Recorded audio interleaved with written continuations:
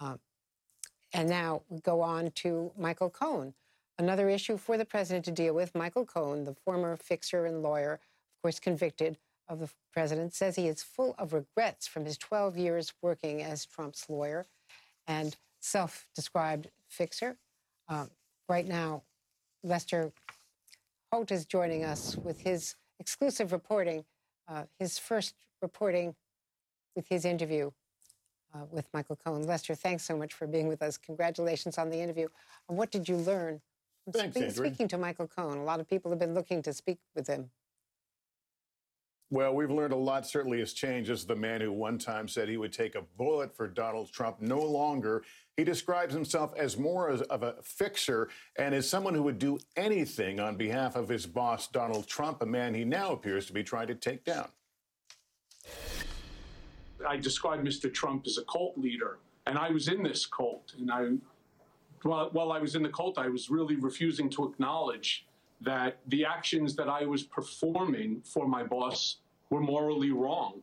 In his memoir, Disloyal, Michael Cohen says he wants others to see the Donald Trump he knew. You called Trump a racist. Were you witness to any moments that you thought he was exhibiting racism or used a racial slur? Yeah, unfortunately, all too many times. We had one where right after Nelson Mandela had passed away, and I talk about this in the book, he asked me if I had known of any country that's run by a black that's not an S-hole. And I said, well, how about America? To which he gave me the proverbial FU. Among the charges he pled guilty to were federal campaign finance violations, in part for buying the silence of adult performer Stormy Daniels, he says, to protect Donald Trump. He also says he was expected to deny Mr. Trump's alleged affairs to Melania Trump. And I would lie to her, and I would lie to her at the request of, and for the benefit of, Mr. Trump, my boss. And I knew what he wanted me to say. You would tell her nothing happened? And I would tell her nothing happened, and the whole story is not accurate, and I have a document from the individual stating that it didn't happen. But the one thing I can tell you about our First Lady, Melania Trump, is that she knew I was lying the whole time, but she had enough class not to call me out on it. The White House has blasted Cohen's book as fan fiction, saying Cohen readily admits to lying routinely, but expects people to believe him now so that he can make money from book sales. It's unfortunate that the media is exploiting this sad and desperate man to attack President Trump. Yes, I've made my mistakes, and I have owned them publicly, and I cannot make anybody believe me. Cohen believes some of Mr. Trump's behavior could one day land him in prison. Have you seen Donald Trump's tax returns? Only from afar, laid out on a table in the conference room. Manhattan's district attorney is currently before a federal appeals court trying to get President Trump's tax returns as it examines, among other things, whether bank or tax fraud occurred. You said he would have CFO Alan Weisselberg and me concoct the highest possible number, inflating the valuation of the buildings and golf courses by using the absolute most optimistic comparable properties. One of the reasons that we were doing it is because Mr. Trump wanted to be higher in the Forbes 500 list. And the way to do it, he would just come up with a number. He'd say, I'm worth $8 billion. I'm worth $10 billion. And our job was then to take the assets and to figure how you're going to back that $10 billion number that he wants to be.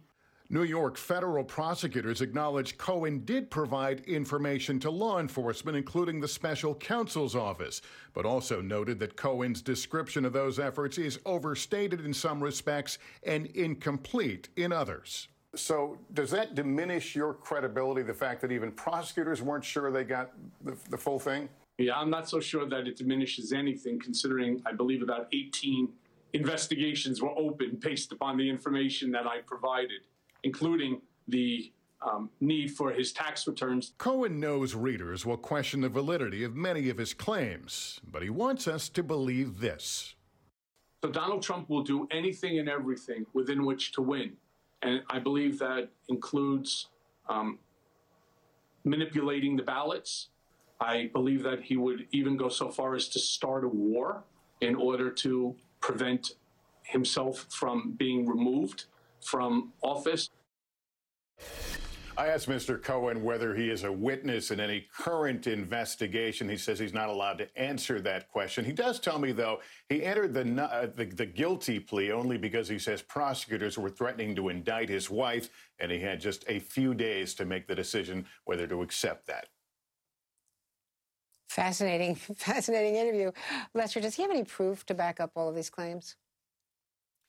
He's got some. I mean, a lot of this, as he describes it, it's a memoir. It's based on his memory, and there are woven in here portions of emails, some photographs that support at least some of the timelines, some of the events that he talks about in the book. But many of the claims, no, there's no absolute proof, and they're based on his memory and recollection.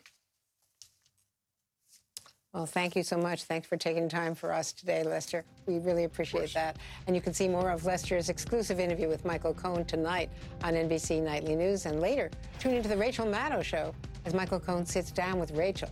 That's at 9 p.m. Eastern right here on MSNBC. Today,